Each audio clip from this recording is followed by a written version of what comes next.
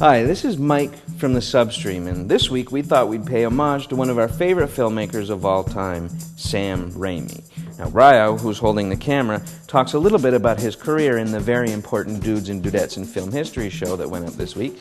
But seeing as the man, Raimi, is making his long-awaited, much-anticipated return to the horror genre this week with Drag Me to Hell, we thought that here in the Film Lab, we'd teach you how to do a couple of his trademark shots. Now, why do we love this dude so much?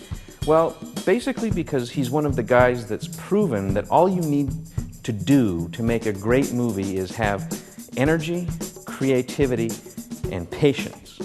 Sure, the enormous budgets for stunts and CGI that he used to make the 3 Spider-Man films show that you kind of need that stuff to make some of the biggest grossing blockbuster movies of all time. But when you watch the Evil Dead series, you get to see a filmmaker who's making films that are kinetic, frenetic, creepy, and full of energy with not much more than physical effects, makeup, and a willingness to move the camera in creative ways.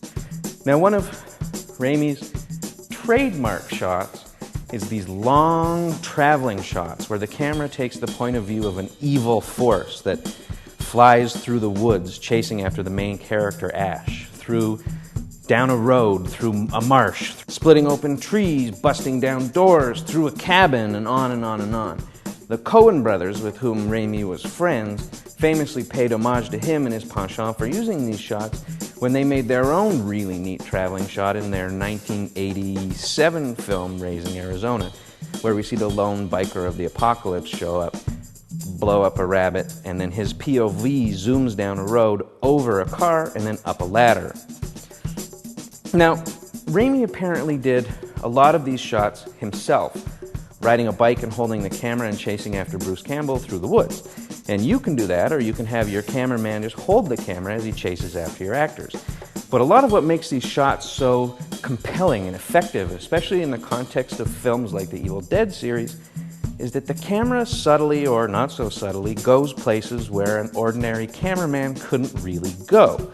Like I said, through a windshield, busting down doors, or in movies like Terminator 4 or Children of Men, inside, outside, above, and underneath moving helicopters and cars, or as in the case of the Coen brothers film, leaping over a stationary one. Now granted, not everybody that watches these movies is going to go, wait a second, an ordinary cameraman could not leap a stationary car in a single bound, nor could he split apart trees or smash down a cabin door. There must be something tricky going on here. But what will happen is that the shots that have these little tricks in them, if anybody notices, they'll think that they're neat, basically. But what they will do is have a really cool, otherworldly effect on an audience. They work, they're neat, and they're part of what made the Evil Dead series films be so kind of creepy. So how did they do it? How did the Coen brothers, for example, vault their camera up over a stationary car while flying through the air? Well, they probably had $1 million rigged crane thing with some kind of mechanized head controlled by a computer on the back. No. But what they did have was a camera, a piece of wood to mount it to, and 2 guys to carry it, 1 on each end. Now there's a piece of studio equipment called a hi-hat. It's basically a board, 12 inches by 12 inches with a tripod head on it. And you can put it on the floor, you can stick it on the roof of a car or on the top of a ladder, and you can use it to get shots that you can't normally get with a dolly or a tripod. We don't have one of those, but we do have is a board and a bolt, the same size thread as the inside of our tripod head, and our tripod head.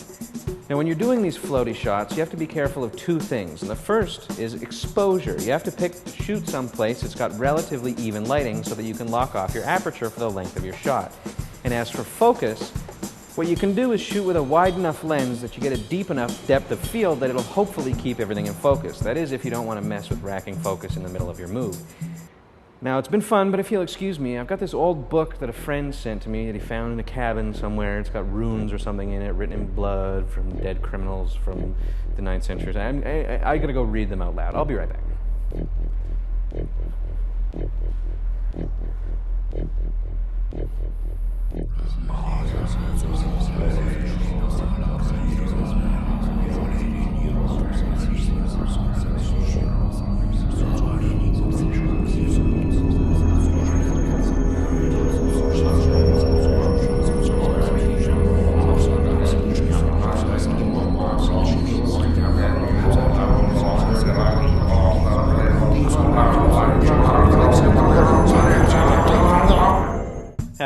just joking. I'm not actually. I didn't get the evil force. Didn't get me. That was just a joke.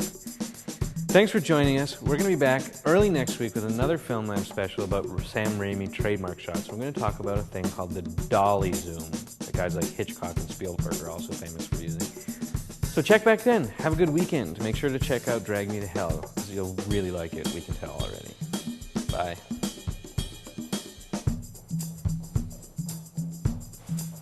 Don't fall down. Watch out, there's a pizza crust there.